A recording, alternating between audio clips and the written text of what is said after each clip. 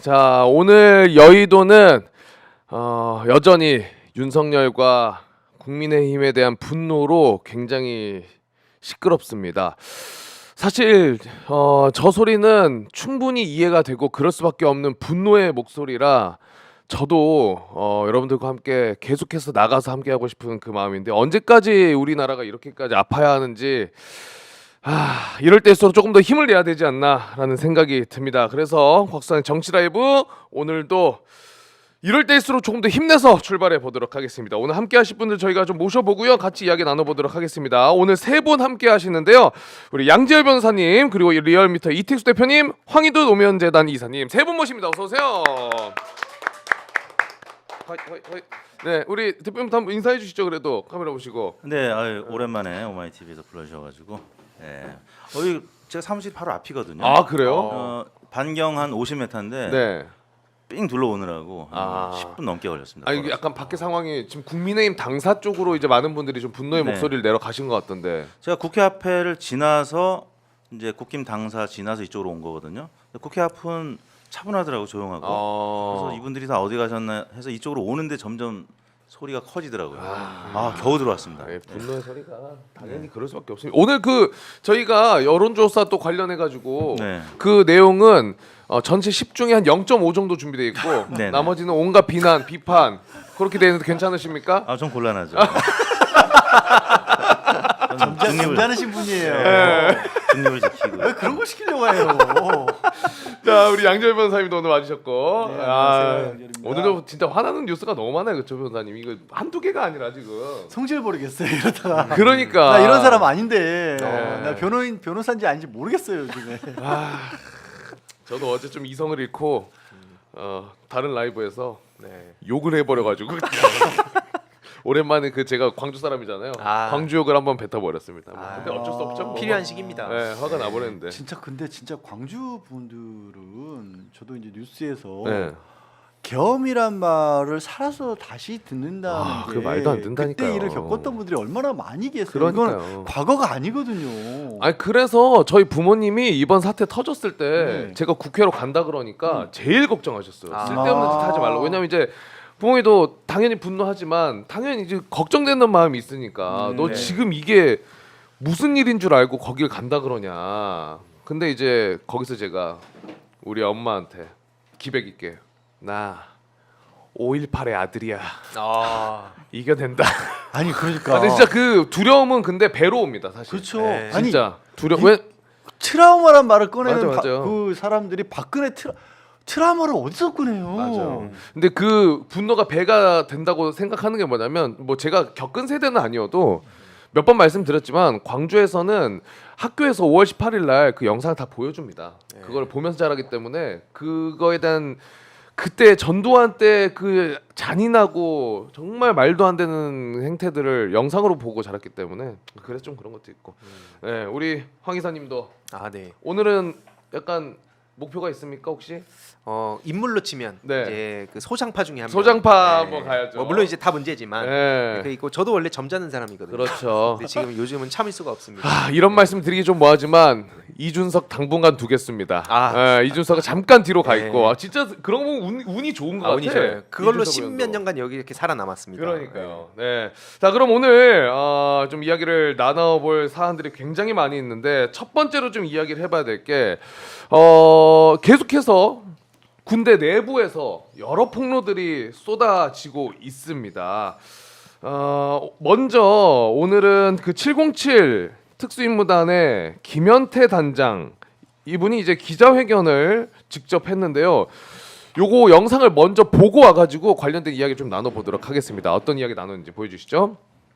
또한 철책임을 생각하고 부대원들을 내란죄가 될 수 있는 위험에 빠뜨린 것을 사죄드리면서 만에 하나 그 죄가 적용된다면 모든 부대원들의 죄를 제가 감수하겠습니다. 그리고 그 특임단장은 그 부하들의 피해를 막고자 본인이 피해를 자처하고 나선 사람이에요. 이런 사람 처벌하면 안 됩니다. 아셨습니까? 그 과정에서 지시하고 명령한 사람이 잘못이지 그 잘못된 지시와 명령을 따라서 피해를 입은 사람들을 또 처벌하겠습니까? 그거는 정상 참작을 충분히 하셔야 됩니다. 그렇게 하십시오. 예, 알겠습니다. 예, 제가 거기에 맞춰서 심사숙고해서 조치를 하겠습니다. 위원장님 말씀 감안해서 하겠습니다. 처벌하면 안 됩니다. 네. 자, 이제 마지막 뒤에 부분은 또 정청래 법사위원장이 지금 국방장관 직무대행을 맡고 있는 김선호 차관한테 이제 뭐 처벌하면 안 된다. 정상 참작에 관련된 이야기를 했는데 어떻게 보셨습니까? 일단 변호사님은 이거 왜냐면 전 좀 헷갈리더라고. 뭐 마음은 당연히 아픕니다만 또 정말 냉정하게 보면은 출동을 했던 또 인물이기도 하고 어떻게 봐야 되는지 이게 굉장히 약간 혼란스럽더라고요. 이럴 때일수록 네. 명확하게 선을 긋는 일들이 필요합니다. 그러니까 출동을 했었을 때도 조금이라도 소극적이나마 그래도 적극적으로 행동했던 그런 자들이 있는 거고요. 여기서 사실상 항명에 가까운 행동들을 하면서 예를 들어서 오늘 나온 뉴스들 보면 당시에 이제 그 생각하기도 어려운 방첩사 요원들이 이 한강변을 돌아다니고 라면 먹으면서 버텼다라는 거 아니에요? 맞아요. 새벽에 해제 그 가결이 될 때까지. 네. 사실 저는 그 뉴스들을 보면서요. 야, 대한민국 군에 떨어진 사기를 어떻게 다시 잡아야 그렇죠. 될까? 그리고 특전사 같은 경우에도 아까 말했던 그 5.18 광주나 이런 일 때문에 굉장히 몇십 년을 그 불명예를 지고 살다가 맞아요. 그거를 깨기 위해서 굉장히 노력해왔던 그런 사람들이었고 또 그 과정에서 어찌 보면은 정말 그렇게 태업을 했던 사람들이 있었기 때문에 국회가 그날 무사히 190명이 가결도 이끌어냈던 부분도 있거든요. 네. 그런 사람들과 그 방첩사 그 거부하면서 출동하지 않겠다고 했더니 또 그 사람을 폭행해서 차에 강제로 태웠다는 그 보도도 맞아요. 그 보도도 말도 있었지 안 않습니까? 그렇게 그 부분을 초기부터 좀 명확하게 나눠야 된다. 물론 진짜 주의해야 될 걸, 진짜 경각심을 잃지 말아야 될 거는 그 틈에 끼어서 자기도 살아보겠다고 발버둥 치는 인간들도 있을 거예요. 엄격하게 조사를 해서 좀 시간이 걸리더라도 진짜 가혹하게 처벌을 해야 되고 책임을 져야 될 물어야 될 사람들에 대해서는 네. 그렇지 않은 사람들에 대해서는 또 칭찬도 해주고 격려도 해줄 필요가 있는 거죠. 맞습니다. 우리 이사님은 어떻게 보시는지 저는 이제 뭐 그런 생각이 좀 들더라고요. 네. 저분이 얘기하신 것처럼 뭐 임무를 시키지 않은 것도 있고 조금 태업한 것도 당연히 있겠죠. 근데 그거는 지금 단계에서 그래 너는 일단 빠져라 요것보다는 철저하게 그래도 그건 수사 다 같이 책임을 묻는 과정에서 재판 과정에서 그래도 좀 정상 참작이나 이런 게 언급이 되는 게 맞지 않나라는 생각이 좀 들기도 하는데 좀 어떻게 저도 그 말씀에 좀 공감을 하고, 그러니까 지금 사실 그걸 따질 수 있는 상황도 아니기도 하고, 왜냐면 그 얘기를 하는 중에도 속보가 쏟아지니까 네. 지금 그래서 이거에 대해서는 아마 나중에 좀 평가를 해야 된다. 중요한 거는 지금 이 상황에서 아까 뭐 그 양지열 변호사님 말씀 주셨듯이 살아남기 위해서 나오려는 사람들이 있는데 일단 그런 사람들이 어떤 얘기든지 할 수 있게 만드는 게 가장 시급한 거 아닌가. 그래서 저도 이제 같은 스타 세대로서 맞아요. 스타로 이렇게 상황을 많이 비유해서 생각을 해보거든요. 그러니까 원래는 이게 되게 지루한 싸움이었잖아요. 뭐 탄핵 언제 되냐, 뭐 한 방 안 터진다, 뭐 이런 상황이었는데 그때는 이제 그래서 되게 지루하게 서로 각도기를 재면서 야금야금 가고 있다가 이거 그냥 확 무너진 거거든요. 맞아요. 지금 앞마당까지 지금 들고 포위가 된 상황이에요. 거기서 이제 살겠다고 나오는 사람들이 하나둘씩 있기 때문에 이 사람들을 봐주자는 게 아니라 지금 이제 저들이 이길 수 없는 싸움이 시작됐다. 저는 이제 그렇게 생각합니다. 윤석열이 그 스팀팩 있잖아요. 스팀이 옆에 메딕이 있는 상태에 스팀을 먹어야 되는데 네. 그냥 스팀 다 빤 거예요. 툭 치면 죽는 거거든요. 그러니까요. 지금 전 딱 그런 상황이라 봅니다. 저기 근데 그 말씀을 이해할 수 없는 사람들도 보고 계실 것 같아요. 무슨 얘기예요? 스타크래프트. 한마디로 뭔 이게 소리예요? 약 각성 효과. 그걸 이제 스킬인데 그 각성 효과를 이렇게 하면은 확 공격력이 올라가거든요. 근데 그게 취해가지고 아. 그 옆에 치료를 하면서 같이 가야 계속 쓸 수 있는데 치유가 안 되는 이게 굳이 현실 정치심의 정책이나 예. 어떤 비전으로 이거를 계속 수혈하면서 가야 되는데 자기 혼자 멋대로 간 거죠. 그렇죠. 그래서 이제 그 툭 치면 죽거든요. 네, 제 또래 시청자분들을 위해서 대신 아, 감사합니다. 네. 좋았습니다. 네, 고맙습니다. 자, 근데 이제 뭐 지금 계속 나오고 있는 또 하나의 이제 내부적인 목소리는 지금 방첩사 아까 잠깐 언급해 주셨지만 방첩사 고위 지휘관이 여인영 사령관한테 명령을 받았는데 성관위에 가라. 근데 포렌식을 할 수 있으니까 포렌식 장비도 챙겨가라고 이야기를 했다라는 거. 이런 이제 제보도 있거든요. 근데 이제 대표님 나와 계시니까 이 성관위에 가서 포렌식 장비까지 챙겨갈 정도면은 어떤 의미가 있다고 좀 볼 수 있습니까? 뭐 여친 뭐 부정선거 관련해 가지고 보도는 계속 나오고 있지만 그런 거에 빠져 있었다는 보도도 있지만 그 거기 자료를 이렇게 뭐 이렇게 꽂아서 포렌식 바로 해서 올 수 있는 거예요? 성관이 만약에 간다면 포렌식이라는 게 서버를 포렌식하겠다는 건가요? 네. 아니면 선관위 직원들 포렌식? 서버를 핸드폰을? 포렌식 한다는 것 같아요. 네. 바로는 못한 것 같고 일단 그 선관위 측에서 발표한 바에 따르면 이제 사진만 찍었고 다만 이제 우회적으로 랜선을 통한 접근은 가능하니까 그런 식으로 해서 지금 이제 극우 유튜버들이 얘기하는 그리고 SNS를 통해서 전파되는 것들을 보면 이미 자료가 파악이 됐고 뭐 예를 들면 이제 민경욱 전 의원이라든지 엄청 예, 그 페이스북을 보면은 이제 자료가 이미 많이 파악이 됐고 곧 결과가 나온다. 좀만 기다려라 이런 SNS가 많이 돌고 아 있더라고요. 그래요? 네네. 그래서 현실적으로 오프라인에서 이제 그 방첩사 군인들이 가서 가져온 것 같지는 않고요. 뒤에서 이제 우회적으로는 했을 수 있는데 뭐 결국에는 지난 총선이 요지는 겁니다. 지난 총선이 불법 여론 조작이나 투표 조작에 의해서 민주당이 다수를 점한 것이다. 이게 무효다라는 걸 주장하려고. 21대 총선이. 네네. 네. 그렇게 주장을 하는 거고요. 22대 아닌가요? 22대요. 네, 22대. 아 22대입니까? 네. 국회의원들이 아무튼 지금 탄핵을 추진하는 다수의 민주당 의원들 혹은 국민의힘에서도 일부 마음에 안 드는 의원들이 투표 조작에 의해서 그리고 그 사전에 김어준 공장장하는 여론사 꽃에서 여론 조작을 했다. 그러니까 지지율도 조작이라는 거잖아요. 사실은 여론사 심의위원회에서 이번 계엄 전에 여론조사 결과들에 대해서 계속 심의를 집중적으로 한 것으로 알고 있습니다. 왜냐하면 뭔가 의심이 간다는 제보가 많이 들어오고 또 국민의힘이나 이제 보수 정당에서도 문제 제기를 하니까 아마 제대로 들여다 보려고 한 것 같아요. 먼지털이식으로. 그러니까 이제 여론사 꽃 담당자들이 굉장히 힘겨워했던 그런 과정에서 이 일이 터진 거였거든요. 그러니까 이제 정상적인 절차를 거치면서 막 심의를 집중적으로 하는 동시에 계엄군을 통해서 이제 가져가서 뭔가 하려고 했던 증거가 게 있으면 아니었어요. 혹은 없으면 조작을 해서라도 할 수도 있는 것이 아니었냐라고 이제 말들이 나오고 있는 거죠. 이거 진짜 위험한 것 같아. 아니 저는 그래서 약간 혼자서 무슨 생각 드냐면 지금 지지율도 윤석열이 지지율도 안 믿어. 안 믿었죠. 뭐 선거도 안 믿어. 이런 상황이었다라는 거잖아요. 네. 지금 추정하건데. 근데 곰곰이 생각해 보면 우리가 지금 계엄 사태 전에 무슨 일이 있었습니까? 명태균 게이트로 계속 얘기하고 있었잖아요. 그러면 내가 만약에 명태균한테 진짜 여론 조작이나 이런 거 다 받아먹고 있었어. 그러면은 야, 이 방법으로 민주당이 여태 해왔었네. 이 생각을 했을 수도 있을 것 같아.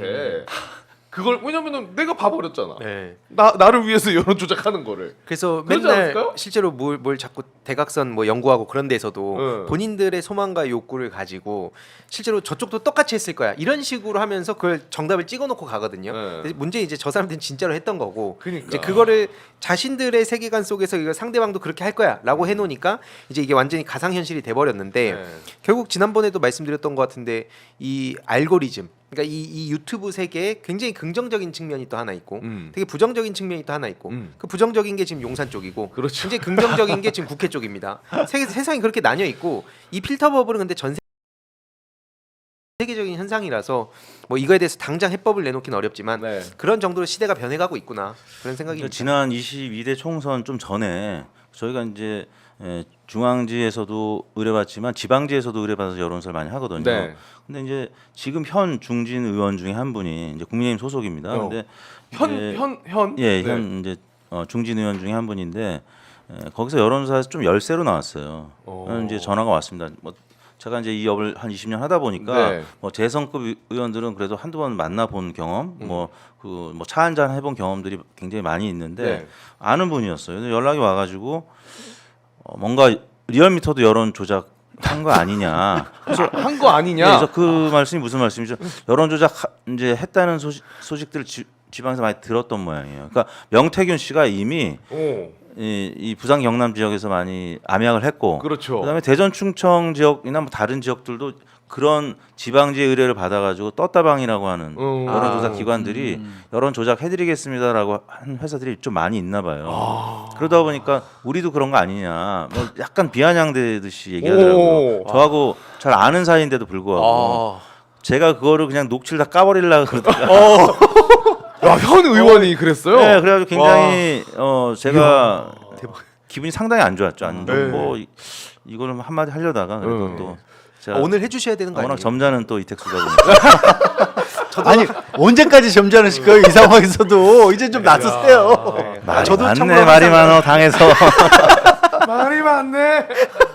아 근데 그거는 한편으로는 저는 그거 그렇게 느낄 수도 있을 것 같아요. 만약에 아니 뭐 저희도 그러니까 절대 그럴 일이 없지만 네네. 뭐 저희도 뭐 가끔 그럴 때도 있죠 하면은 그 사람도 부탁을 하려고 그러지 않았을까. 그러니까 이제 은연중에 좀 잘 나오게 해줘 이렇게 하는 분들이 좀 계세요. 봐봐 이게 진짜. 문제라니까. 진짜. 그래서 이렇게 접근한 사람들이 여론사 업체들이 있었구나. 그래서 굉장히 이제 화나죠 제 입장에서는. 그렇죠. 어떻게 이런 부탁을 하지? 근데 돌이켜 보니까 그런 일을 하는 사람들이 있었고 윤석열도 거기에 좀 익숙해진 명태균 씨 때문에 익숙해진 상황에서 이제 여론사 꽃이나 다른 회사들도 다 의심하고 보는 거죠. 그렇게 된 것 같아요. 근데 사실 윤석열은 그 이전으로 거슬러 가요. 그러니까 이준석 아까 얘기를 했지만 인천에 있을 때도 자기가 선관위 조사해보려고 했는데 실패했다라는 얘기를 했고 맞아요, 네. 맞아요. 그리고 대선이 치러지기 그러니까 당선되기 전에 후보 시절에 대선 후보 캠프에서도 이 그 여론조사와 관련된 부분을 부정선거를 파헤쳐야 한다는 대책 문건이 있었고 지금 집권을 하게 되면 그러니까 언제부터 도대체 그 극우 유튜버들의 말을 믿기 시작했는지 모르겠지만 완전히 빠져 있었어요. 그리고 명태균식 여론 조작도 아니고 그 극우 유튜버를 주장하는 건 중국의 해커들을 동원해서 그러니까. 이 선관위 서버 자체를 조작했다고 하는 정말 그 일반적인 요만큼의 상식만 있는 사람으로서 도저히 믿을 수 없는 일인데 거기에 빠져가지고 그래서 엉뚱한 사람들 체포하겠다고 나섰던 거고 아까도 얘기하신 것처럼 선거 결과뿐만 아니라 여론조사 결과도 안 믿으니까 이게 되게 모순된 말. 나는 지지율 여론조사 결과 지지율 안 믿지만 안 믿고 국민들만 보고 가겠다. 국민을 조사한 여론조사 지지율인데 안 믿고 이 국민들만 보고 가겠다는 그 모순된 말이 그래서 머릿속에 들어박힌 게 이것들 나오는 것들 다 거짓말이야. 민주당에서 다 조작한 거야. 중국 해커, 북한도 연관됐어. 그러니까 계엄살포하는 날 나와가지고 이 범죄자들의 소굴이 국회라는 얘기를 했던 거예요. 그러니까요. 그러니까 모든 것들이 사실 믿기 어렵지만 그런 정도의 생각을 갖고 있었던 인물이었기 때문에 그 지난 3년 가까운 시간 동안 했던 모든 행적들이 일괄 다 뚫리는 거예요. 이거를 이 사람이 그런 사람인 걸 인정하지 않으면 이해가 안 돼요. 그동안의 일이. 이 투표 조작 관련해서 한마디만 네. 이제 더 드리면 그 SNS를 제가 이제 주말 뭐 오늘도 이렇게 계속 받고 있는데 저한테는 이제 뭐 진보 성향의 친구들도 있지만 보수 성향의 친구들도 있으니까 네. 근데 이제 보수 성향의 친구들이 보내온 SNS에 따르면 네. 지금 서버는 이미 다 이제 긁어왔고 선관위 거 네, 선관위 거 긁어왔고 군인들이 긁어 근데 왔다는 거예요? 왜 빨리 이거를 증거를 왜 못 내냐 지금 이제 곧 윤석열 구속되는데 그랬더니 칩이 중국산이다 이게 지금 아이고 잠깐만 나 이거 어색하시네. 그러니까 계엄군이 긁어 왔는데 이제 보수 쪽 주장은 야 이거 증거를 내야 되는데 칩이 메이드 인 차이나. 좀만 기다려달라. 근데 진짜 여기서 저도 어처구니가 없어. 어처구니가 없다 진짜. 웃지만 웃지 말아야 될 상황인 거예요 이게. 네. 문제는 이런 황당한 얘기를 저 대통령실을 아직도 차지하고 있는 사람은 그걸 믿고 야. 우리 국민들에게 총칼을 겨눴던 거예요. 네. 그러니까 웃긴데 웃기지 않은 상황이에요 이게 여기서 너무. 경험담을 얘기할 수밖에 없는 게 제가 경험담이 있어요? 지지난 총선 때 네. 그 민주당에 왔거든요. 그래서 총선 기획단하고 이런저런 활동했는데 그 선거가 끝나고 나서 그 4.15 부정선거를 저기서 밀었잖아요. 네. 갑자기 저한테 막 무슨 해커다, 그러니까 프로 게이머였는데 아. 저기서 어떤 카페에서 좌표를 찍어가지고 어떤 글이 올랐냐면 당시 이제 양정철, 이근영 그리고 아. 저 이렇게 엮어가지고 민주연구원 막 이렇게 네. 해가지고 저놈이 프로그래머 해커를 영입해가지고 저놈이 중국화 내통하는 그 매개체고 양정철, 이근영 조종해갖고 이 부정선거에 그 얼굴마담 그러니까 이 실질적인 역할을 했다. 젊은 얼굴마담 데리고 와서 뒤에선 저짓을 저지른 놈이다. 하면 실제로 저한테 그때 당시에 중국과 내통한다고 확 좌표가 찍혀서 그랬어요? 실제로. 근데 오. 저도 이게 어이가 없어가지고 당시에 이제 웃어 넘겼죠. 뭔 헛소리를 하냐. 네. 근데 실제로 지금 이렇게 스노우볼 굴러오면서 막 스카이데일리에서 이번에 최근에 보도 나오고 음. 이런 그림이 하나 딱 그려지는 거 보면서 되게 놀랬던 게 제가 예전에 차이나 게이트 건 때도 싸운 적이 있어요. 차이나 게이트 뭐죠? 그 일베에서 그 차이나 게이트라고 그 되게 지금 생각해 보면 이제 아찔한 건데 한마디로 막 조선족 얘기 나오고 굉장히 그 허무맹랑한 소리들입니다. 저 부정선거론 얘기하는 건 똑같은 건데 실제로 그때 당시에 어떤 공격이 있었냐면 제 유튜브 좌표가 찍혀요. 그래서 새벽까지 계속 똑같은 닉네임 A라는 닉네임이면 그 닉네임이 주기적으로 10초마다 한 번씩 댓글을 답니다. 그런 식으로 공격을 하고요. 그리고 자고 일어나서 아침에 한 5시쯤에 그걸 봤어요. 거의 밤새다시피 하면서 그때도 계속 매크로가 달리고 있습니다. 한마디로 유튜브에도 뭔가 매크로가 있구나라는 생각 그때 몇 년 전에 했었고 또 두 번째는 제 이 서사를 어떤 식으로 만들어가냐면 제 지인들의 신상을 털어요. 그러면서 자기들이 구성한 그 그림 안에 그 결과를 끼워 맞추면서 그러면서 사람들한테 이거 봐라 했을 때 저는 비웃었죠. 근데 이런 식으로 정치인들을 담그는 거구나. 그러네. 그걸 그때 느꼈습니다. 아니 우리 지금 작가님 보내주셨는데 뉴스타파 보던데 윤석열 캠프 시절 때 이 부정선거 관련 관리 대책 문건이 있었잖아요. 공개됐잖아요. 근데 거기 보면은 양정철 전 민주당 민주연구원 민주연구원장 시절 때 민주연구원이 중국 공산당 중앙당교와 교류 협약을 체결했다. 선거에 대한 중국 개입.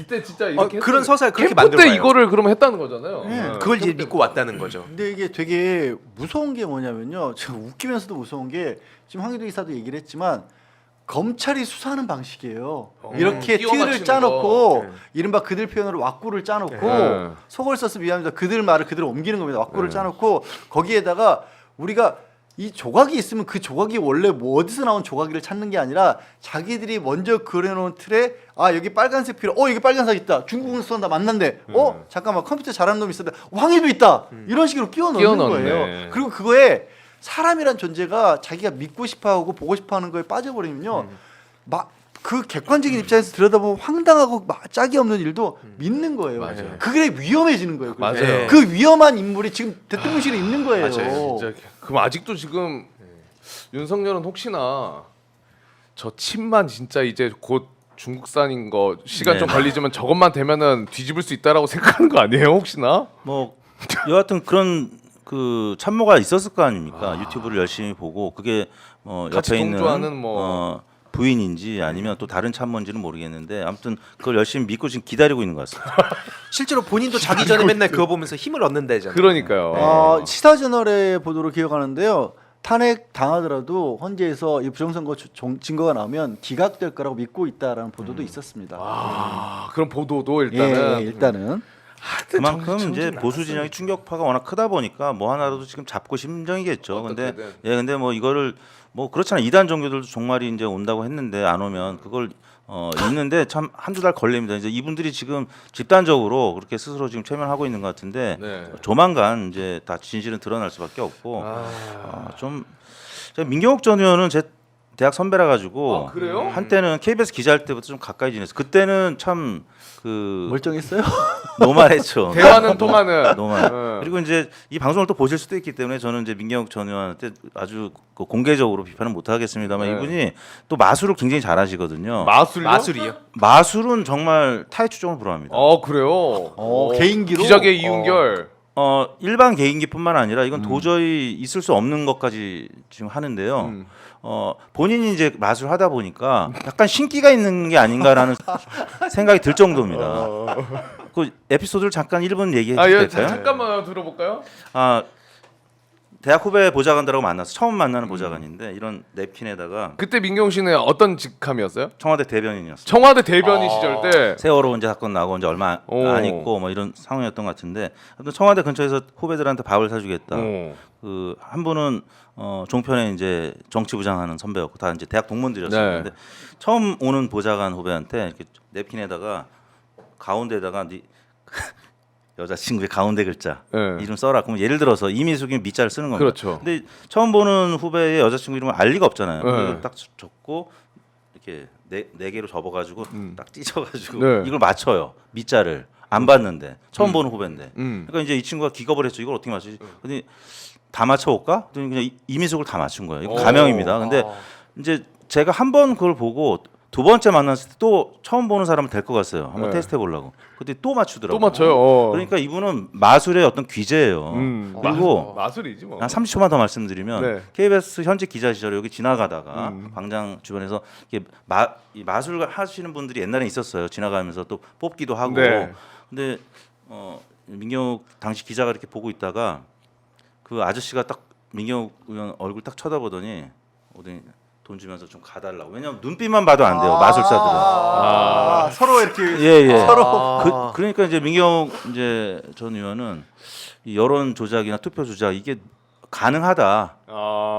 나도 가능하니까 나도 이런 마술을 하니까 저 사람도 어떤 마술 그렇게 보시는 게 아닌가 싶어서 제가 이제 최근에 한 1, 2년 전에 만나가지고 한번 설명을 드려도 너무 이게 확고부동하기 때문에 네. 그분들을 설득할 수는 없습니다. 그분들하고 맞아요. 얘기하다 뭐 얘기 싸움이 못해요. 싸움이 네. 되기 때문에 완전히 대화가 빠져 안 있으니까. 그리고 그 진짜 마술하면서 그렇게 된 거라면은 이은결 씨랑 최현우 씨도 빨리 입장 밝히세요. 아니 왜 이은결 씨를 왜 엉뚱하게 이거 말이 안 되니까. 오늘 아무 얘기나 막 던지라고 해서 막 던지고 네. 있어요.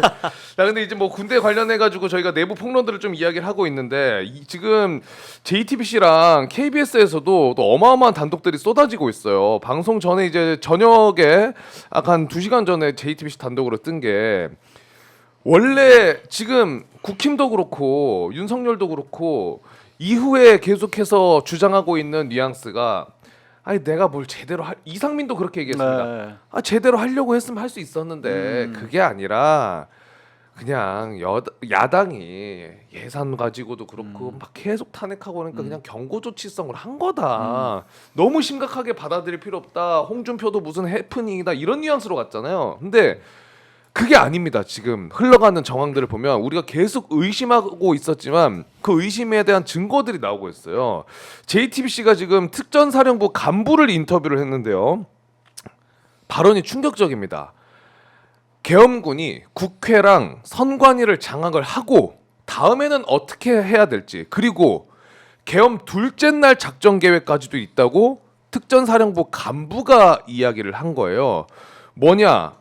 일단 과천 선관위를 점령을 했을 때는 거기서 확보되는 내용들 방첩사로 다 가져가라 이런 명령이 있었고 그 다음이 두 번째 다음 날 계엄이 성공하고 그 다음 날이 되면 이제 전라도 지방에 있는 7여단과 13여단이 증원을 해주기로 돼 있었다. 그런 계획이 있었다.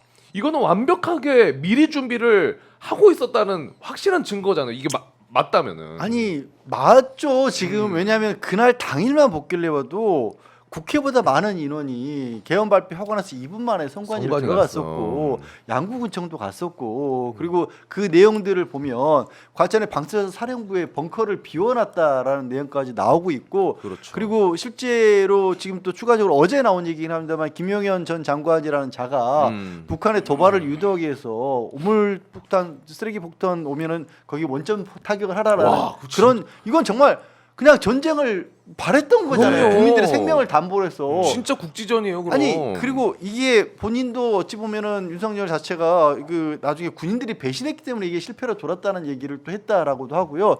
이게 굉장히 치밀한 계획이었어요. 맞아요. 굉장히 치밀한 계획이었는데 정말 천운이 그리고 이제 대한민국의 어찌 보면 그동안 역사에 우리 국민들의 DNA가 이걸 막아낸 것뿐이었지 정말 저희 이렇게 얘기하고 있는 것 자체가 불가능한 상황이 됐을 거예요. 그러니까, 틀림없이. 오히려 이런 생각도 좀 들었습니다. 김정은도 당황했겠다. 나보다 정신 나간 놈이 또 있네? 이러면서 잠깐만 제가 진짜 그동안에 김정은이 본 우리나라는 내가 정신이 나가 있으니까 내가 좀 엄포 좀 넣고 하면은 그래도 조금 조심하려고 하고 이런 애들이었는데 살펴보니까 진짜 이상한 놈이 진짜 쏠라고 막 그렇게 해야 한다 그러면 김정은도 당황했겠어 진짜. 그래서 이런 상황일 때 이제 진짜 관계와 가짜 관계가 나뉜다. 그러니까요. 그 말씀 주신 것 같아요. 내가 봤을 때 윤석열이 진짜 광기였어. 네. 폼이. 아니 이게 그럴 수밖에 없는 게 보통 지금 나온 게 이제 수방사랑, 특전사랑, 그다음에 그 방위사령부 거기 얘기가 나왔는데, 그러니까 수방사 그렇게 나왔는데 방첩사령부? 거기에 이제 정보사까지 지금 얘기가 나오고 맞아요. 있잖아요. 그러니까 지금 이게 그 북파공작원 얘기 보면서 좀 경악을 했는데 그래서 체포하는 팀이 또 따로 있고 그러니까 국회의원들 끌어내게 하는 조가 따로 있고 그렇죠. 그 나온 사람들도 이제 체포를 하고 심지어 뭐 감청까지 해가지고 막 수색까지 하고 그러니까. 그런 사람들 또 어디로 옮길지까지 다 구체적으로 나온 마당에 그러니까 저들이 아까 그 앞에 쭉 말씀 주셨듯이 결국에는 이걸 믿는 사람들 대상으로 계속 이런 언플을 하고 있는 건데 문제 이제 이미 게임은 끝났다고 판단됩니다. 이미 게임은 끝나 있는데 저들이 얼마나 충격적인 짓을 저질렀는지 그리고 이 과정에서 반드시 우리가 잊어서 안 되는 게 온라인 공작은 여전히 진행 중입니다. 온라인 네, 공작 예를 온라인 들면 공작. 예를 들어서 그 여론 공작팀 관련해서도 대선 때도 뭐 여러 가지 얘기가 나왔었어요. 오마이뉴스에서도 보도를 했었고 네.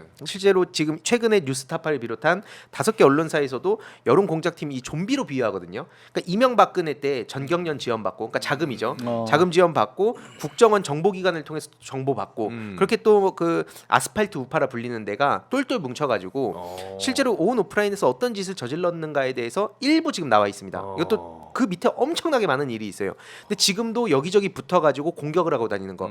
나중에 그 배우 손예진 씨가 동명이인으로 알려졌지만 네네네네. 그분 인스타그램 엄청 털렸거든요. 실제 그분은 아니었지만 네. 근데 그런 게 뭐냐면 뭐 배우 김윤아 씨라든지 여기서 목소리 내는 영향력 있는 셀럽들을 죽여버리겠다는 거잖아요. 사회적으로 매장시키겠다. 너네들 다른 사람들도 나서지 말아라. 이런 걸 지금 보여주는 거기 때문에 여전히 그 온라인상에 대해서도 우리가 경각심을 좀 가질 필요가 있다. 그 사실 이제 국선 씨가 김정은 얘기를 기왕에 꺼냈으니까 네. 지금 북한의 지금 상황 자체가 북한 입장에서는 다행스럽게도 이 우리가 또 한반도에서 불러놓은 우리 윤석열이 불러놓은 긴장 관계 때문에 이게 북한 또 러시아는 전쟁하고 있는 그런 와중에서 북한 입장에서는 대북 제재 다 풀렸고 그리고 러시아가 가까이에서 무기 공급하면서 자기도 경제 살리고 있고 트럼프 당선됐으니까 트럼프는 김정은하고 1대1 거래하겠다고 하고 대한민국을 패싱하겠다는 그런 계획들이 보이고 있고 중국과도 관계 나빠질 이유가 없으니까 그 갈라진 틈 때문에 북한은 오히려 지금 호재라서 굳이 우리를 도발하거나 아니면 이렇게 공격할 딱히 이유는 없는 상황이에요. 그나마 다행인 거예요. 그게 정말 어처구니 없게도 김정은 입장에서 굳이 우리를 지금 도발할 이유가 없다라는 게 그나마 안심이 되게 만드는 황당한 지금 상황이에요. 북한을 공격해야 될 군부들이 다 와가지고 지금 국회를 공격하고 있었으니 아찔해요 진짜. 하나하나 생각할 때 뉴스 나올 때마다 그러니까. 화가 다시 자꾸 치밀어 올라. 야, 아니 근데 저는 뭐 개인적인 음모론입니다만 이 일련의 사태들을 보면서 그 생각이 들었어요. 북한이 이제 갑자기 우크라이나에 병력을 보내면서 러시아랑 저렇게 급진적으로 손을 왜 잡을까라고 생각을 했는데 만약에 오늘 뭐 매부쇼에서도 이야기를 했지만 3월부터 계획을 해서 지난달에도 개헌 문건이 보고가 되고 이런 일련의 과정들이 팩트라면 북한에서도 이 상황들을 주시를 하고 있었을 거고 우리 좀 대비해야 될 것 같은데 싶어서 그래서 러시아랑 더 이렇게 뭔가 준비하는 과정이었나라는 그냥 혼자만 생각이 좀 들더라고요. 네. 알겠습니다. 그러면 이제 저희가 다음 이제 뭐 여론조사 관련해서 이야기를 좀 나눠보기 전에 이런 상황들이다 보니 뭐 우리가 정말 화가 많이 났잖아요. 김건희 특검법마저도 부결이 되고 그리고 탄핵 소추안에 관련해서는 뭐 저쪽 그 당에서 그냥 아예 뭐 그 당 이름 얘기하고 싶지도 않네요. 그냥 그 당에서 들어오지도 않는 정말 말도 안 되는 행동을 보면서 많은 분들이 분노를 하셨는데 그때 저도 국회를 또 나갔습니다만 정말 많은 분들이 국회 앞에 모여서 같이 분노하고 또 목소리를 내주셨는데 더욱더 다행이라고 생각했던 건 20, 30대가 정말 많이 있더라고요. 진짜. 저 깜짝 놀랐습니다. 그래서 그 집회 영상을 한번 좀 볼까요? 이제 상황들 저희가 영상 좀 준비되어 있는 게 있어요.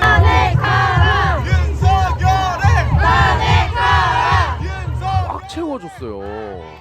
근데 이게 우리 나와 계신 분들 다 아시겠지만 박근혜 때랑은 그래도 조금의 변화가 사실 조금이라기보단 크게 느껴지는 게 보면은 이제 색깔이 다 다른 게 응원봉이에요. 이제 내가 좋아하는 그 아티스트의 응원봉을 다 들고 나오셨더라고요.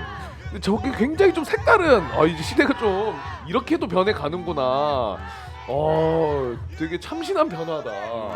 라고 생각이 좀 들더라고요. 그리고 딱 봐도 젊은 분들이 굉장히 많이 있어요. 이 알도 축구 하기 때문에 이게 사실 그 지난 촛불 때까지만 해도 지금의 40, 50대 정도가 주축이 됐었거든요. 네. 그리고 그때 이제 과거에 민주화에 참가했던 그런 분들이 많이 지금도 그분들이 큰 역할을 하고 있고 그래서 혹시라도 또 나갔는데 이렇게 힘든 분들만 와 계실까 이런 걱정들도 들었는데 근데 이게 생각해 보면 오히려 젊은 층에서 봤었을 때 예전에 아니면 책에서만 어른들에게만 들었던 계엄이라는 그게 줬을 충격 어쩌면 더 컸을 수도 있을 것 같아요. 맞아.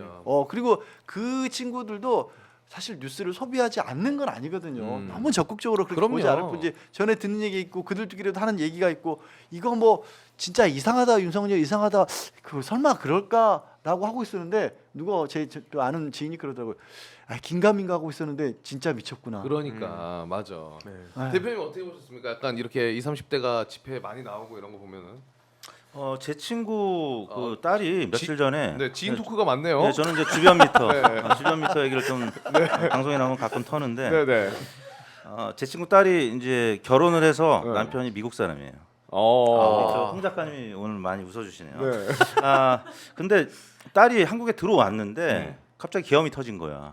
들어왔을 때 예, 그러니까 이제 미국 시민권을 갖고 있는 신랑이 못 나오는 거 아니냐. 걱정되죠. 본인도 엄청 20대 후반의 여성이었는데 본인도 엄청 놀랬고 미국에 있는 가족들도. 가족들 교포들도 그런 가정이 뭐 한둘이었겠습니까? 유학생들 가정들도 있고 하니까 그러니까 그렇죠. 엄청난 이제 쇼크를 받았고요. 뭐 양 변호사님이나 저 같은 경우는 당장 계엄을 그래도 어렸을 때 겪어봤었으니까 저도 이제 모임 있다가 집으로 바로 그냥 그 위험성을 아시니까. 예, 그럼요. 김어준도 잡혀가는 마당에 그렇죠. 김어준 친구라고 항상 좌파라고 지금 이렇게 욕 먹는 브라미터 대표가 입으로 얘기하시면 그런 게 아니잖아요. 근데 20대 30대 이 젊은 층에서 MZ 세대 같은 경우는 말로만 듣던 걸 이제 본인들이 직접 겪고 보니까 사실 굉장히 자유권에 대한 어떤 침해가 당장 들이닥친 거 아니에요. 그리고 군인들이 이제 국회를 막 이렇게 뛰어다니는 모습, 총구를 겨누는 모습 보고 사실 이건 엄청난 충격이죠. 그렇죠. 그러니까 다들 나온 것 같은데 일단 이제 너무 고마운 게 20, 30대들이 사실 이 탄핵은 지난한 길을 가야 됩니다. 오래 가야 되는데 사실 즐기면서 집회한다는 게 우리 때는 있을 수가 없었던 일인데 저렇게 하면은 이 추위에도 이겨낼 수 있는 거죠. 그리고 해외에서도 많이 볼 것 맞아요. 같아요. 외신들이 엄청 인터뷰도 많이 하고 보도를 많이 하더라고요. K 탄핵 시위 이거는 수출해야 됩니다.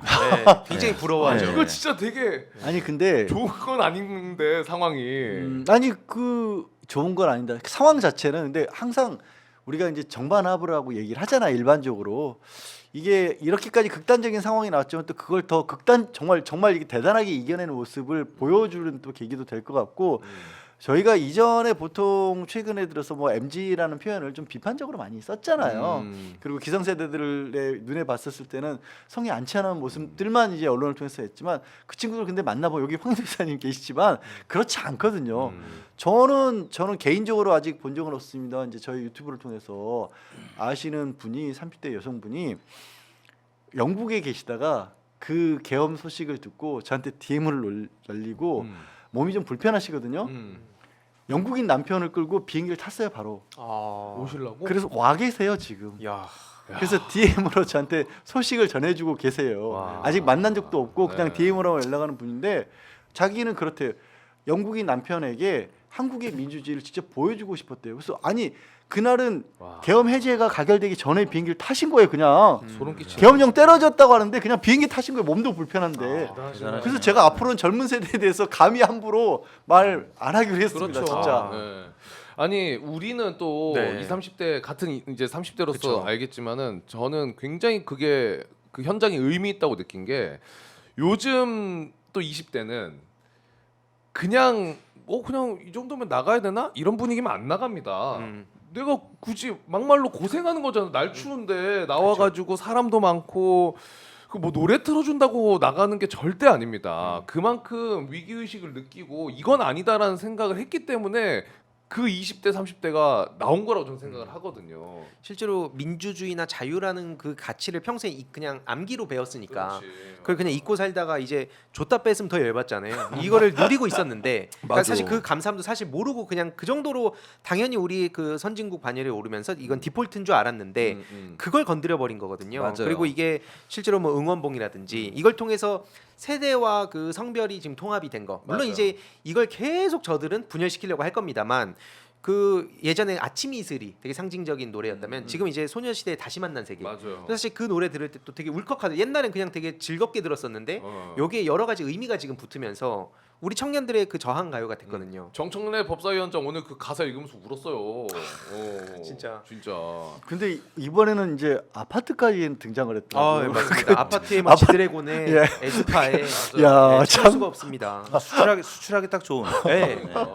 컨텐츠가 되고. 그러니까 해외에서도 왜 부러워하는지가 너무 이해가 되는 게 저희들도 역사의 현장에 있지만 이게 어떻게 되는가? 그러니까 원래 이제 흥과 먹깎기 이게 한국인들의 그 굉장히 중요한 특징이라 했는데 이게 이런 식으로 이렇게 표출이 되는구나.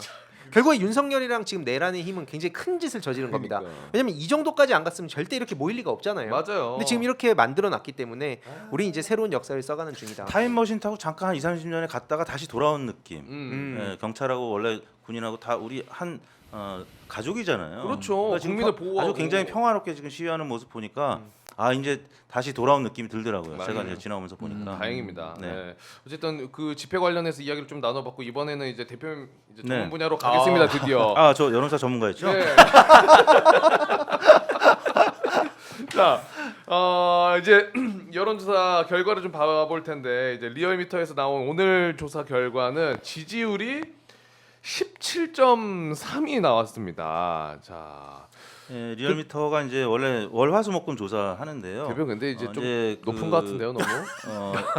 지난 화요일이었나요? 계엄이 이제 내려지고 해제가 되고 이제 그때는 뺐습니다. MBS도 걸치면서 이제 조사가 일상적이지 않았기 때문에 지난주 발표 안 했고 네. 리얼미터는 아예 매일 조사를 하니까 아예 이제 계엄하고 해제된 그 다음 날부터 해가지고요.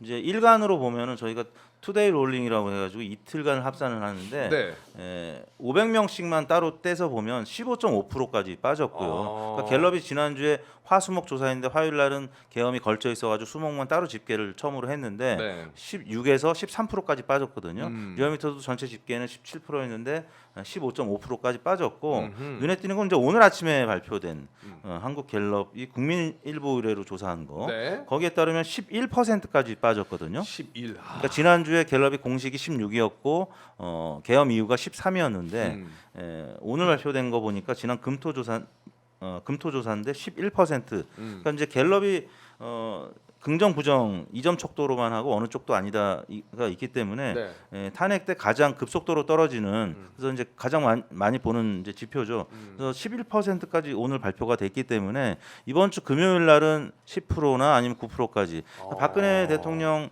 탄핵이 한 자릿수로 떨어지면서 급속하게 이 탄핵의 불꽃이 번진 거였거든요. 몇 대 약간 쫙 시작이 그때 됐어요?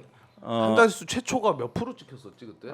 7? 7이었나? 아닙니다. 그 갤럽 같은 경우는 한 10월 말부터 이제 떨어지기 시작은 했는데 네. 처음에는 이제 20%대 기록하다가 한 10%대로 떨어졌다가 11월 이제 셋째 주 넷째 주 가서 12월 9일 날 탄핵됐으니까 한 탄핵 2~3주 전에 한 자릿수로 떨어졌는데 자릿수로. 마지막에는 4%까지 떨어졌다가 최종은 5%로 마감을 했습니다. 마감은 5%. 예, 리얼미터는 9%까지 떨어졌다가 이제 11% 정도로 다시 회복이 됐었는데 그때는 박근혜 대통령이 지금의 윤석열 대통령과는 다르게 그냥 10월 말부터 그랬고 11월 그 한 20일 경에는 검찰이 중간 수사 결과 발표하면서 최순실과 이제 공모 관계였다는 걸 적시하면서 이제 박근혜 대통령이 사실상 모든 걸 다 놨을 때입니다. 그러네요. 그렇기 때문에 11월 말 탄핵 여론도 확 올라갔다가 조금 주춤해졌는데 네, 지금 자료를 받았는데 10월 마지막 주가 17 나왔다가 11월 첫 주부터 5 주별로 5, 4까지 떨어졌다가 네. 말씀하신 것처럼 마지막에 5로 마무리하네요. 네. 그러니까 새누리당이 당시에 김무성 이제 의원 그 계보가 비박계로 돌아서면서 나중에 이제 바른정당, 바른미래당으로 다 나갔잖아요. 근데 이분들이 돌아섰습니다. 탈당한 분들도 계셨고, 그래서 뭐 권성동, 주호영 이런 분들이 결국엔 탄핵에 찬성을 했었거든요. 네. 이때는 조금 일찍이 이 새누리당이 분열을 했습니다. 근데 지금은 아직까지는 새누리당이 당론으로 채택을 하고 탄핵에 반대를 하고 있기 때문에 그런데 지금 이런 분위기라면 아마 이번 주를 거치면서 갤럽이 한 자릿수로 떨어지고 다른 조사 기관도 팍팍 떨어지게 되면 국민의힘도 지금 당장 이제 당협 그 사무실에 계란 날라오고 뭐 좋아오고 이러면 그러니까요. 심리적으로 압박받을 수밖에 없고요. 가장 중요한 건 지지율입니다. 지지율이 이제 깡패라는 얘기가 있습니다. 지지율이 만약에 한 자릿수로 떨어지면 본인들도 이 그릇에 이 그릇에 어떤 일을 할 수 있겠습니까? 그렇죠. 예. 다음에 총선 나가도 안 될 것이고 음. 대선도요. 지금 뭐 질서 있는 퇴진한다고 하는데 당 지지율이 뭐 이렇게 10%대로 떨어지고 또 한 자릿수로 떨어지게 되면 이거 그 누가 나와도 그러네. 당선되기 어려워요. 진짜 이재명 대표 중요한- 뭐 지금 사법 리스크 뭐 대법원 판결 때까지 좀 기다린다고 하는데 음. 기다리면 뭐 합니까? 그때 가서 국민의힘 지지율이 예를 들어 10%대 초반 그렇죠. 한 자릿수로 떨어질 수도 있는데 음. 그거를 좀 감안해야 될 것 그러니까 같아요. 그 얘기 하신 김에 지금 오늘 그 국민의힘 당사 앞에 시위하신 분들 저희가 사진 준비가 돼 있다 그러거든요. 한번 보여주실 수가 있나요 혹시? 예. 야, 저 막 갈기갈기 찢으신 거 보세요. 저게 이제 분노를 하실 수밖에 없는 상황인 거예요. 저 같아도 찢을 것 같아요. 근데 그럼 우리 저기 촛불 집회하신 분들이 아니면 원래 태극기가 있었어요. 혼돈 아니죠. 저희 예, 예. 그 촛불 집회 하시는 예. 분들이 행진으로 국민의힘 당사 앞까지 가신 걸로 저희가 그러니까 태극기가 있는 거 보니까 태극기 집회 하시는 분들이 일부 항상 계세요. 저 국민의힘 당사에는. 저분들 예. 당황하셨겠네. 얼떨결에 네. 머릿수를 채운 건가요? 근데 조금 이제 뒤로 한국 수족냉증 연합 뭐 이런 깃발 들고 오니까 지금 뒤로 좀 밀린 거예요. 이게 뭐냐? 도대체 해석이 안 되니까 뭐 양이 발냄새 뭐 이런 게 보니까 이게 뭐냐 했던 거죠. 처음에 지원군인 줄 알고 반겼다가 갑자기 딴 얘기가 나오니까. 예.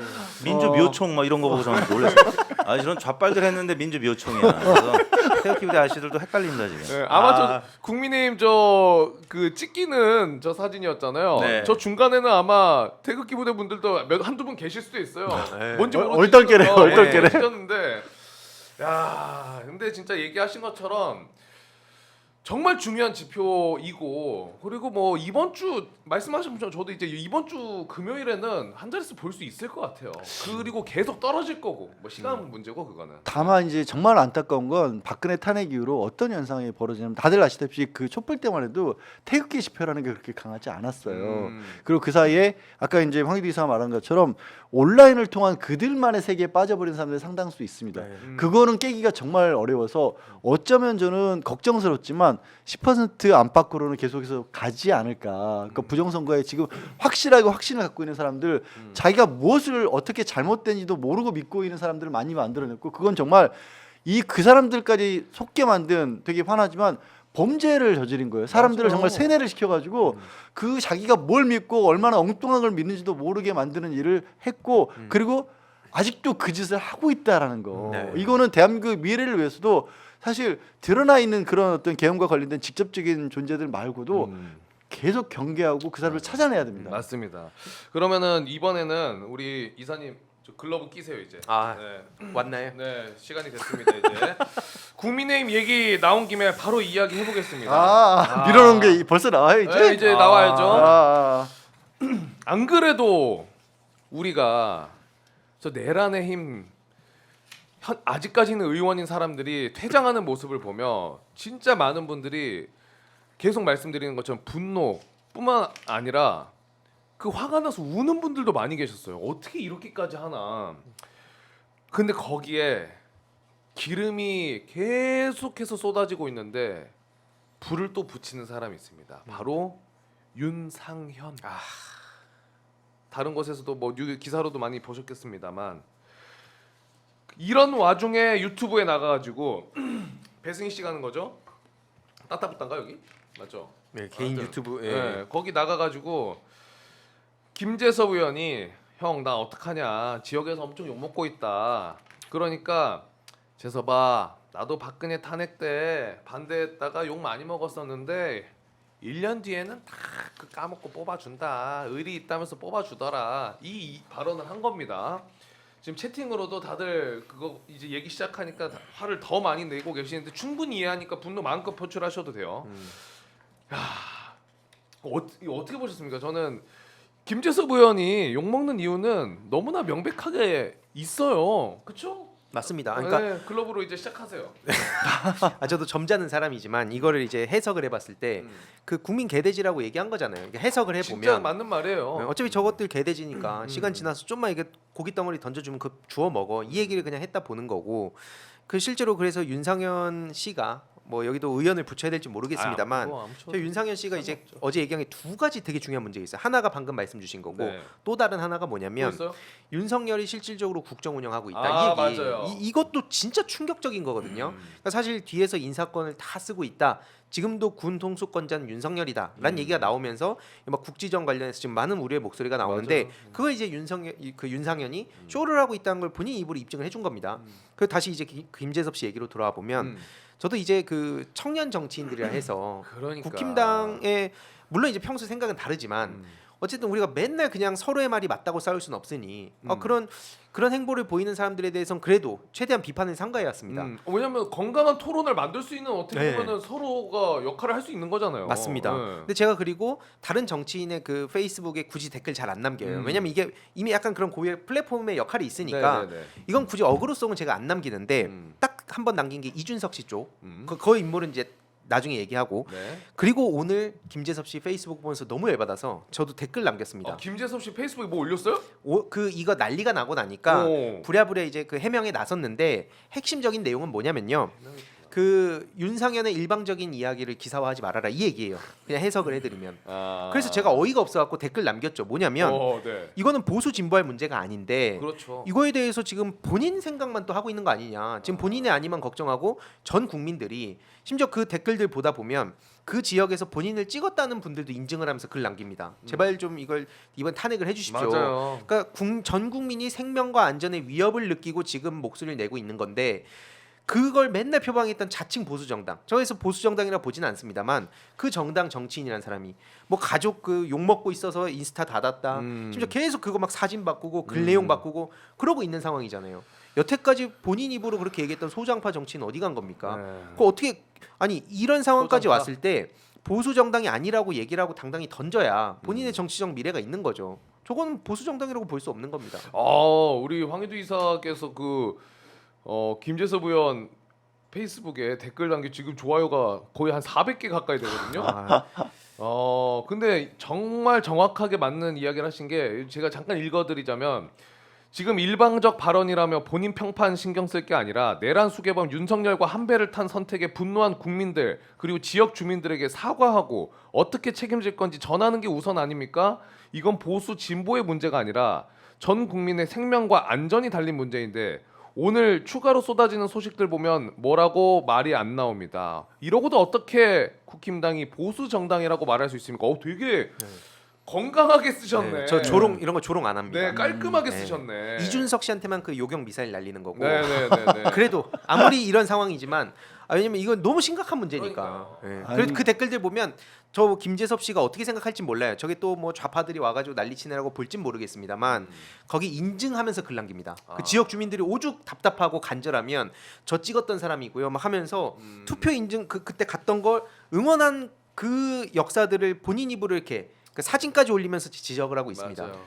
아니 지금 말씀하신 거 보면 저기서 또 하나 이 관련해서 말씀드리고 싶은 게 이 상황에 지금 윤석열이 극우 유튜버 이런 걸 보고 믿고 이런 정말 역사에 있을 수 없는 오점을 대한민국에 남긴 거잖아요. 근데 지금도 보수 유튜브를 자청하는 사람들은 아직도 이 상황에서도 지금 윤석열 같은 사람 불러서 지금 그렇게 계엄에 탄핵에 반대하는 게 정당화했다라는 말을 지금 유튜브에서 내보내고 있잖아요. 네. 오늘 기자협회는 심지어 지금 KBS 일라디오의 전격 시사라는 프로그램 진행하고 있는 고성국 고성국 TV라고 또 유튜브를 또 계속해서 운영하는데 지금 KBS 일라디오 진행자가 방송 끝나고 나서 고성국 TV라는 거 자기 유튜브 켜놓고 탄핵이 이게 그때 계엄이 불가피했고 비상계엄은 잘못된 게 없고 오히려 지금 내란 수계는 오히려 종북 주사파들이 덮어씌운 누명이고 내란죄를 저지를 수밖에 없었던 게 이재명 같은 그런 세력 때문이었다라고 지금도 그랬다는 오늘도 그랬다라는 거예요. 이게 아니 저희도 저도 유튜브를 하고 있고 이 방송도 유튜브를 통해서 송출되지만 뒤집어서 만약에 진보 정권에 누군가 그럴 일도 없지만 계엄을 선포했으면 여기 있는 사람들 중에 그거를 이른바 쉴드 치는 사람이 있을까요? 저는 아무도 없다고 생각을 하거든요. 이게 말도 안 되는 이게 보수 진보를 따질 일이 아닌데도 그들은 아직도 그러고 있어요. 그러니까 그 국힘의 보수 그리고 젊은 아까 얘기해 주신 이 소장파라고 불리우는 뭐 김재섭뿐만이 아닙니다. 또 젊은- 김용태 씨나 뭐 네. 나름 청년 정치, 젊은 정치라고 들어간 사람들 있잖아요. 있죠. 네. 그 사람들이 욕을 먹을 수밖에 없는 이유는 뭐냐면 들어갈 때 그거를 내세우고 들어간 거잖아요. 네, 네, 청년 네. 정치. 그리고 이번으로써 그게 보여진 것 같아요. 아무리 뜻이 있고 젊은 정치, 뭐 청년 정치 한다고 해도 썩은 물에 들어가면은 그 물을 어떻게든 깨끗이 하려고 하는 게 아니라 그냥 같이 썩어버리는구나. 그 희망까지 짓밟았기 때문에 욕을 먹을 수밖에 없는 분위기라고 저는 생각을 합니다. 맞잖아요. 그거는. 완전 공감합니다. 김재섭 그 의원 사무실 당협 그 사무실에 오늘 밀가루, 계란, 뭐 케찹 이렇게 이제 봤는데 네. 그만큼 김재섭 의원이 주는 상징성이 크기 때문이다. 왜냐하면 김재섭 의원부터 탄핵에 찬성하는 쪽으로 그러니까. 태도를 바꿔줘야 돼요. 거기가 물고기 때문에 네. 김재섭 의원이 기득권 소장을 하는 소장파가 아니잖아요. 네. 이 젊은 소장파로서 보수의 재건을 위해서 사실 이준석 대표가 지금 당으로 이제 당 바깥으로 나갔기 때문에 비워진다고? 당내에는 사실 청년 정치할 수 있는 국회의원이 몇 안 되잖아요. 네, 네. 그러면 한때는 국민의힘 당 대표 나가라는 얘기까지 있었는데 그 정도 무게감의 정치인이면 사실 공과 사는 구별을 해야 됩니다. 윤상현 의원이 이제 선배 국회의원이긴 합니다만 그리고 지역에 다니면서 김재섭 의원이 지역 관리를 몇 년 동안 잘해가지고 평이 굉장히 좋았었어요. 개인 관계는 다 좋죠. 윤상현 의원도 지역구에서는 형님 동생하면 다 좋아요. 근데 이거는 이제 지역구 구민들하고 어떤 친분 관계가 아니라 공적인 헌법 기관으로서 그럼요. 지금 개헌군에서 유린당한 이거를 분노하고 맞아요. 분노를 표출해야 되는데 네. 지금은 그냥 계속 좋은 게 좋은 거지 하고 그냥 넘어가려고 하는 그 의리 때문에 선배들에 대한 의리, 당에 대한 어떤 충성심 이런 것 때문에 지금 김재섭 의원이 결단을 못 내리고 있는데 결단을 내려야 됩니다. 김재섭 의원부터 물꼬를 터줘야 됩니다. 뭐 그 원래도 안 되지만은 특히나 이번 사안은 의원들 간의 의리로 지금 뭐 얘기할 사안이 아닙니다. 아시겠지만은. 그러니까 제가 너무 열받았던 게 뭐 아까 좀 말씀드리긴 했지만 이 와중에도 자기 가족한테 악플 달린다고 얘기하는 게 평소에 그 진영에서 맨날 민주 진영에다 침뱉을 때 한 얘기예요. 감성팔이 한다고.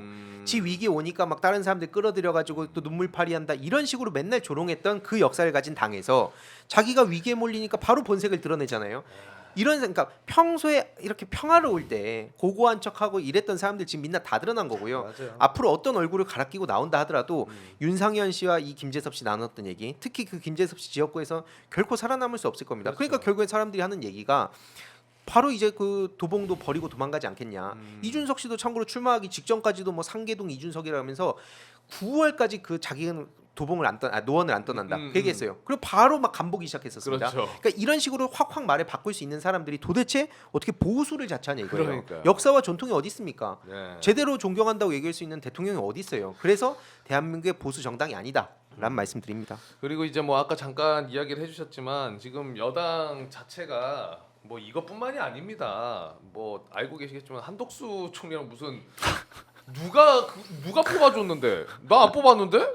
아니 내가 투표장 안 간 게 아니라 우리가 투표를 어떻게 해? 자기들끼리 알아서 하는데 덕수 씨 누가 뽑았어요? 우리는 투표를 해본 적이 없어요. 근데 둘이서 뭘 한다는 말입니까? 국정 운영을 법적으로도 말도 안 되고 권한을 줄 수도 없고 준 적도 없고 주고 싶지도 않고 뭐 어떻게 한다는 거예요, 이 사람들이? 그러니까 이때 사실 저는 보면서 그런 생각이 들어요. 이 윤석열이라는 이 사람은 정말 망상에 사로잡혀서 제정신이 아니었던 거고요. 그냥 미쳤다는 표현을 쓸게 사실은 미친 거였고요. 이상하지가 왜냐- 않아요, 그 예. 표현이. 근데 이상하지 않은 상황이었고 진짜 황당한 세계에 빠져서 혼자 그 짓을 저지른 건데 저는 더 한편으로 화가 나는 건 주변에 있는 사람들은요.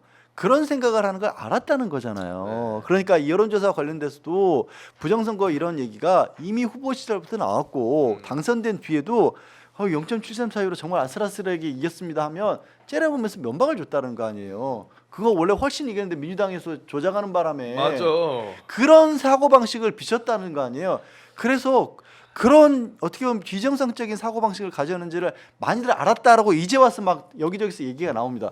근데 알면서도 그 밑에서 권력이라는 것을 기대서 가까운 사람들에게 자리 나눠주고 이익을 주고 특혜를 주니까 그 입 다물고 있었던 사람들 그 사람들이 무슨 보수예요. 이건 그러니까. 그냥 이익 집단이에요. 아 근데 윤석열이 좀 무섭다라고 이야기를 해주셨는데 진짜 맞긴 맞습니다. 왜냐면 아직까지 이 사람이 손발이 묶인 게 아니에요. 네. 그대로 살아 있어요. 근데 뭐 오늘 그 국방부 대변인도 그렇고 아직까지 군 통수권자는 윤석열이라는 소리 아닙니까? 뭐 제재할 수 있는 방법이 없으니까 아직은. 현실적으로 그럼 이런 상황에서 북한에서 같이 정신 나가서 뭘 한다 그러면 또 윤석열이 이거를 할 수밖에 없는 상황인 거잖아요. 그게 제일 무서운 거죠. 네. 그게 사실은.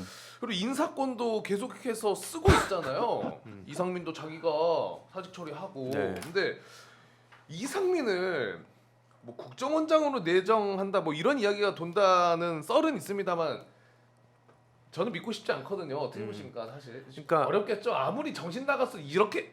근데 사실 그 계엄 버튼 누른 것 그 자체도 워낙 정신 나갔기 때문에 이제 합리적인 예측이나 이런 게 다 의미가 없어진 것 같아요. 그래서 이제 또 이택수 대표님 같은 분들이 데이터를 기반으로 예측하시면 그러니까. 지금 이제 안 맞아 떨어지는 게 너무 그 예측을 벗어나니까 비상식적. 그러니까 이거는 이제 논평의 대상도 아니고요. 저것들은 다 내란 수개범과 그 공범들 싸그리 다 책임을 어떻게 물을 것인가의 싸움인데 결국 아까 쭉 말씀 주셨던 것도 지금 국힘당에서는 이대로 대선 가면 자기가 다 죽는다. 그러니까 6개월 시간 벌자. 633 맨날 얘기했던 거. 그래서 이재명 대표만 어떻게든 막고 자기들끼리 대선 치르든 말든 하자. 이쪽으로 가고 있는데 그러면 이제 민주당에서 얘기했듯이 매주 토요일마다 탄핵 가는 거고 이재명 대표님은 크리스마스 때 선물 주겠다고 하셨잖아요.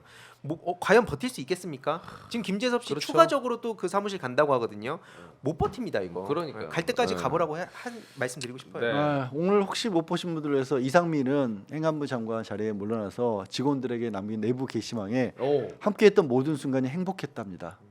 지금 이 상황에 그런 글을 썼습니다. 그렇게 남겼어요? 네, 그렇게 남겼어요. 이게 이 사람들은요 우리의 생각으로는 제가 계속 말씀드리게 그래. 우리가 일반적인 보통의 사람들이 가진 상식으로 이자들을 이해하려고 하면 계속 이해 못한다. 맞아요. 화만 난다.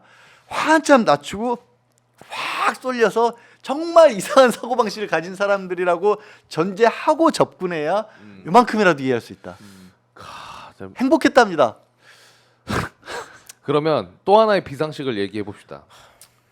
뭐 평론의 영역은 아니고 그냥 생각을 예측을 좀 해보자면 대표님도 이제 탄핵소추안 관련해서 국힘 다 나가는 거는 이제 TV로 보셨을 거고. 네네. 근데 말씀하신 것처럼 토요일 날 또 민주당에서는 이제 표결할 계획인데 지금 이제 지표는 저희가 기다리고 있는 거고 여론조사 지표는 기다리고 있는 거고 압박은 당연히 뭐 있겠죠 본인들도.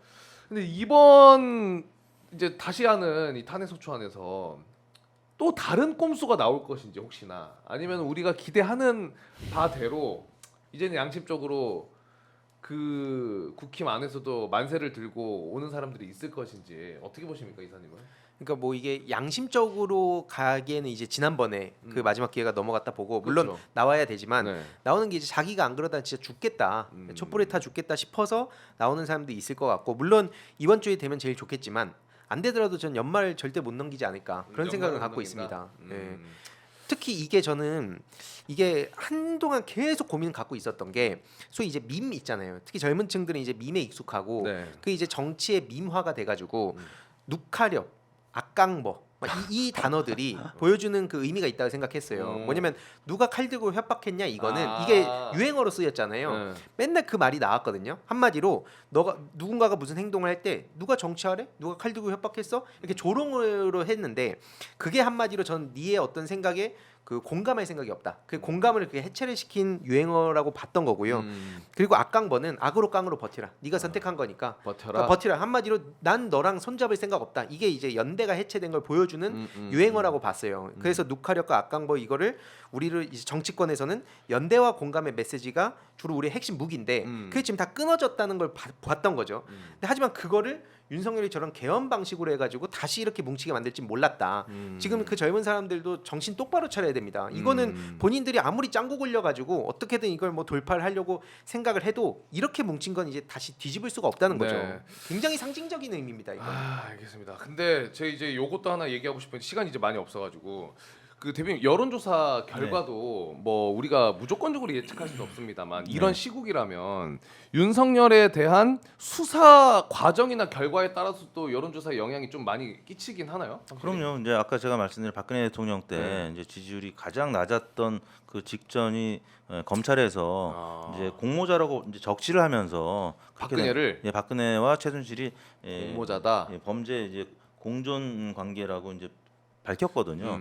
그러니까 이제 경찰하고 검찰이 특히 검찰은 지금 갑자기 분위기가 바뀌어가지고 막 열심히 수사하는 뭐 이런 모습을 보여주고 있는데 만약에 윤석열 대통령이 이제 끝났다라고 이제 보고 열심히 정말 수사해가지고 이런저런 결과들이 나오면 그리고 지금 뭐 공수처에서도 그렇고 국가수사본부에서도 그렇고 이제 각기 지금 열심히 달려가고 있는데 또 내부에서 나오는 여러 가지 또 폭로들 뭐 이런 부분들이 같이 덧붙여진다면 박근혜 대통령 때도 이제 탄핵하고 판결 이후에도 탄핵이 잘못됐다, 판결이 잘못됐다라는 분들이 한 15% 되셨는데 여론조사 꽃에서도 오늘 발표한 거 보면은 이제 그런 분들이 한 15% 남아 계세요. 그리고 이제 갤럽 조사에서도 잘한다가 11% 여전히 있잖아요. 그러니까 이분들은 잘 안 바뀌는 분들인데 아무튼 이분들이 조금이라도 더 조금 이완이 돼서 한 자릿수로 떨어지면 급격하게 국민의힘 의원들은 흔들릴 수밖에 없다. 근데 그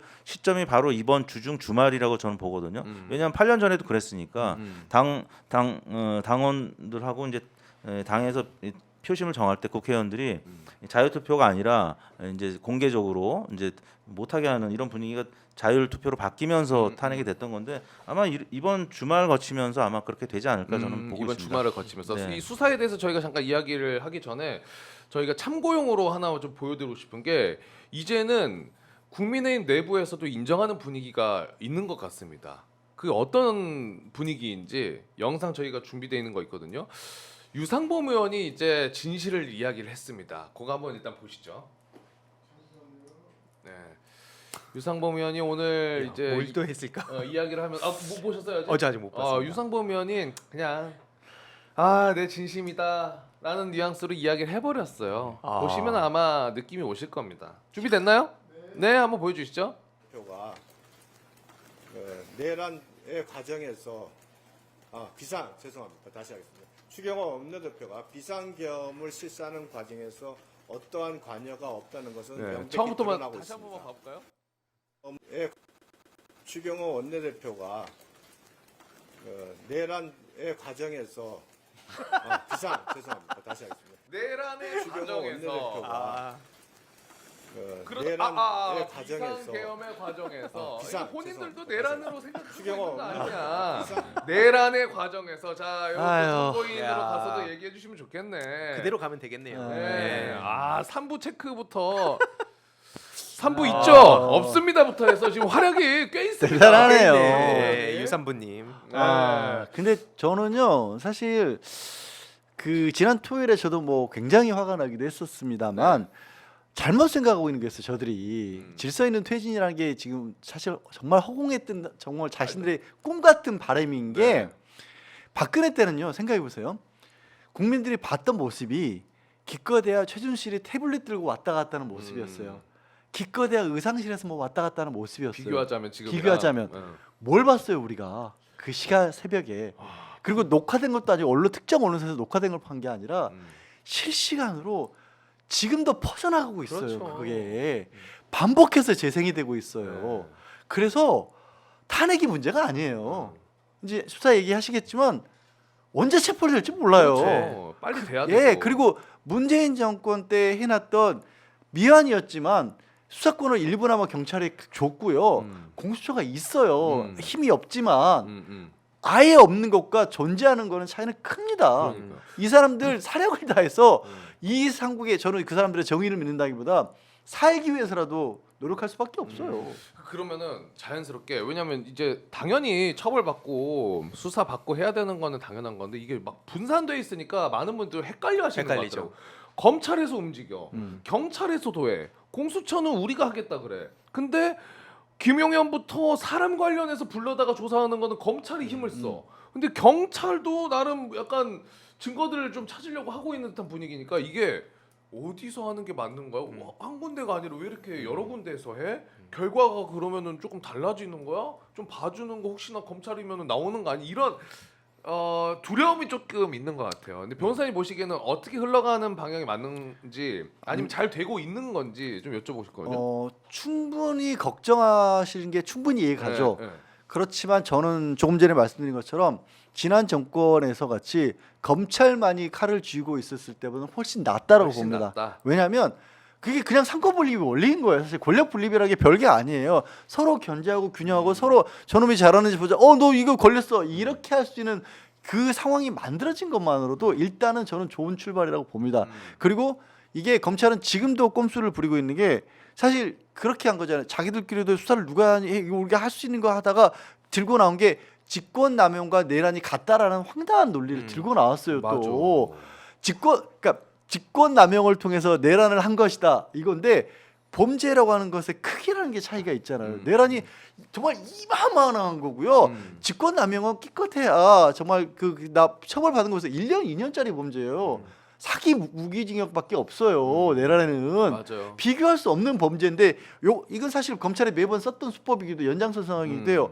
별건 수사처럼 이거하고 관련 사건이니까 이것도 우리가 할래요. 이 얘기를 하고 있는 거거든요. 하지만 김용현은 그걸 알기에 그리고 검찰로 가야 외부의 대형 로펌이라도 동원해서 여기서 어떻게든지 빠져나갈 살 길을 조금이라도 찾을 수 있다는 걸 알기에 글로 붙은 것뿐이에요. 그러니까 지금은 사실은 국가수사본부가 역할을 하는 게 맞아요. 그렇죠. 국가수사본부가 역할을 하는 게 맞는데 경찰에 그래도 국가수사본부가 있다는 게 120명 규모로 꾸려졌다라는 게 그렇죠. 그리고 경찰이 숫자가 이렇게 많다 보면요 중간에 밀폐성이 보장이 안 돼요.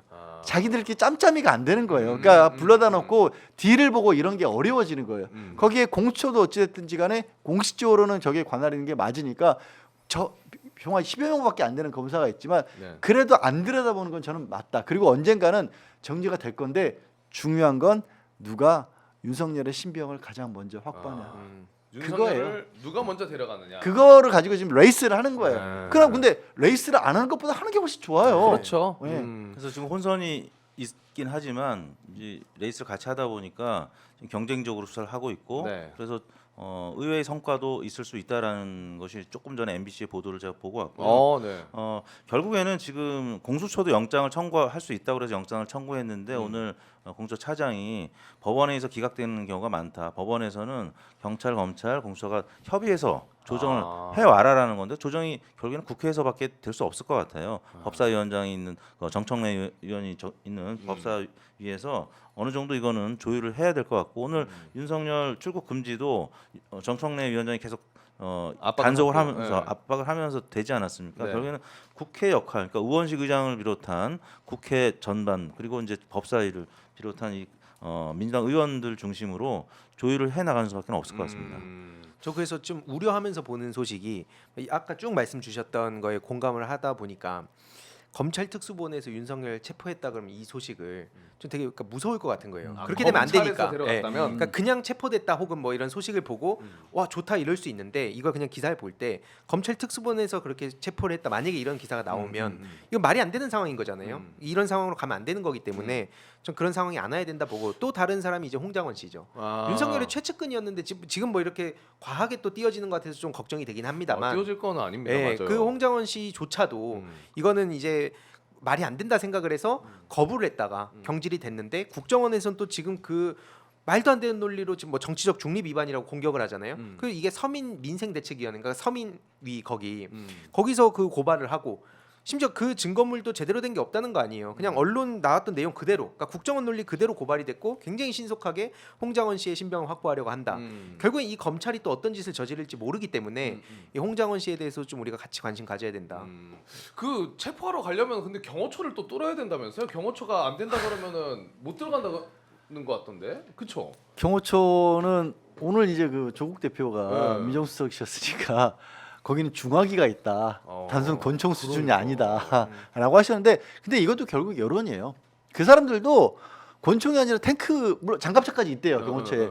탱크를 장갑차가 아닌 탱크를 가지고 있다고 할지라도 국민들의 여론이 어떻게 되느냐에 따라 움직일 수밖에 없고 그 사람들도 지금 여의도에서 열리는 집회를 보고 있고 그 사람들도 그 중에는 물론 정말 골수적으로 이상한 사람들도 있긴 하지만 기본적으로는 공무원입니다. 맞아요. 그러니까 경호처 공무원일 뿐이지 경찰에서 뽑혀서 경호처에 가 있는 거지 그 사람들이 윤석열 지지자라서 거기 가 있는 건 또 아니거든요. 그러니까 그 사람들이 얼마만큼이나 이 국민의 눈을 의식하고 또 나오는 수사의 과정에서의 이 결과물들에 대해서 정당성을 부여하느냐에 따라서 저는 경우에 따른 경호처 직원들이 오히려 문 열고 환영할 수도 있을 것 그러니까요. 같아요. 누가 지금 경호처 직원들 사실 마음속으로 나 이 대통령 끝까지 지켜야겠다 이런 사람 몇 명이나 있을까요? 지금 막으면 막는 대로 그것도 생중계해서 네, 국민들이 맞아. 보게 하면 네.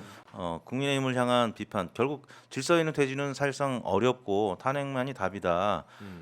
탄핵 답이다 이거 아, 이런 그 노래도 노래요. 있더라고요. 탄핵만이 답이다라는 걸 아마 이제 국민의힘 의원들도 아마 아시게 본인이 되지 아까 않을까. 시작할 때 점잖게 보여놓고 재밌는 걸 혼자 다 아시려고 그러시네. 주변 미담. 야, 이거 진짜.